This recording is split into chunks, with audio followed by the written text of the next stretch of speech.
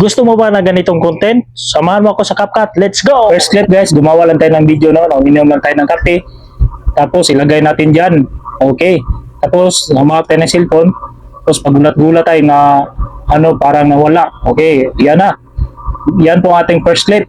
So second clip naman guys, mag-acting naman po tayo dito no. So dito guys, yan, yumuko lang kayo. Kailangan dito guys na hindi lumabas yung ulo sa mesa no. Tapos acting lang kayo ng paganyan mga guys no. Kunwari kinuha nyo po ang baso.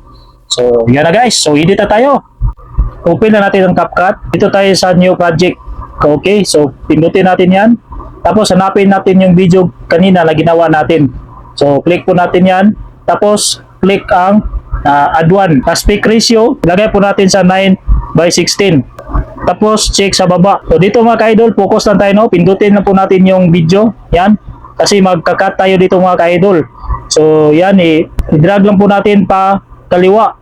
Okay, so hanapin lang po natin. So focus lang tayo dito mga ka-idol. Kailangan makuha po natin yung timing dito. So kung baguhan tayo katulad ko, practice lang kailangan. Pwede natin siya dito i-cut. Okay, so cut na natin. Pindutin natin itong split mga ka-idol. Split. Okay, so nag-highlights pa yan mga ka-idol. Drag na po natin pakaliwa.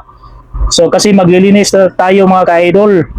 Nahirapan man tayo sa Tagalogan kasi Bisaya man tayo. Hanapin na natin dito pag yuko niya mga ka-idol. So focus mga ka-idol na, focus. Yan. Okay, so nawala na siya mga ka-idol. So tingnan natin mga ka-idol, yung paglabas ng kanyang kamay doon tayo. Atras lang tayo ng konti.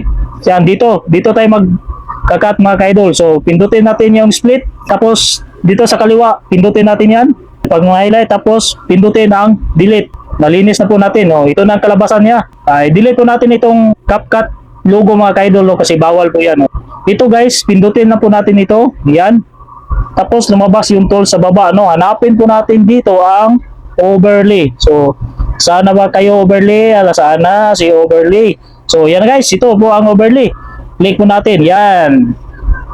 So, dito mga ka-idol, hanapin natin yung timing, no? So, drag natin kunti, pagkaliwa yung overlay natin. So, ayan, ganyan na po mga ka-idol. Tingnan natin po yung timing. Yung pag-alis na sa kanyang kamay, doon natin, dyan natin ilagay, okay? So, nalagay na dyan. So, napansin nyo mga ka-idol na wala po tayo.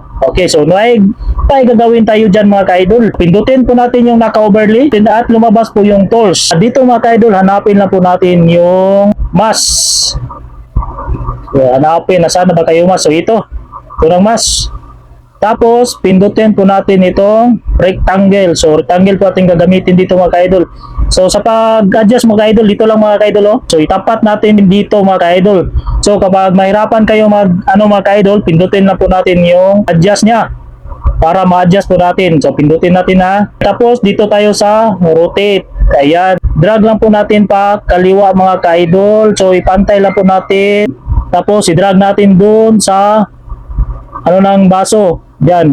So parang kulang pa mga ka-idol no. So i-drag pa natin konti. So yan na mga ka-idol no. Tapos sa feeder, click natin ang feeder. Tapos ilagay natin lang sa 1. 1 lang po tayo mga ka-idol. Okay. Tapos pindutin natin ito, check sa baba. Okay. So tingnan natin mga ka-idol kung anong resulta. Wow, magic. Di ba mga ka-idol? Ganun na mga ka-idol. Okay, so ang sobra i-delete na natin. Ipantay lang po natin. So hawakan natin itong ka-overlay tapos itapat lang po natin. Kung hindi, i-delete na lang. So pwede na natin i-export mga ka-idol. So ang sound effect mga ka-idol, kayo na po ang bala mga ka-idol sa sound effect. So export na natin to mga ka-idol. So pindutin natin dito.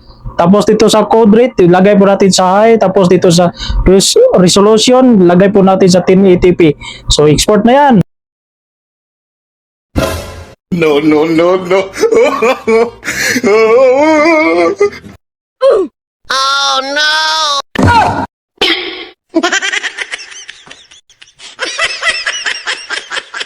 Alala ko i-promote yung adula guys no.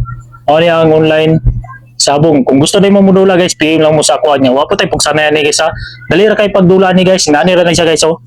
So mupili lang mo diri sa meron o sa wala guys. Duha ra inyong pilihan na ni. Kung magkadaog mo dali ra kitong cash out na guys, pati pag cash in no. So PM na, kung sa pay paabot niyo pero ayaw pagbet kung wala kay kwarta.